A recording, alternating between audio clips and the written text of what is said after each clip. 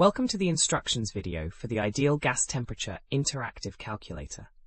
This tool helps you calculate the absolute temperature of a gas using the ideal gas law. It's perfect for engineers and technicians working with compressed gases, HVAC systems, or any thermodynamic application where you need to determine gas temperature from pressure, volume, and molar quantity. To use this calculator, you'll need three key inputs. First, enter the pressure of your gas in Pascals. For our example, we'll use 101,325 pascals, which is standard atmospheric pressure. Next, enter the volume in cubic meters. We'll input 0.05 cubic meters.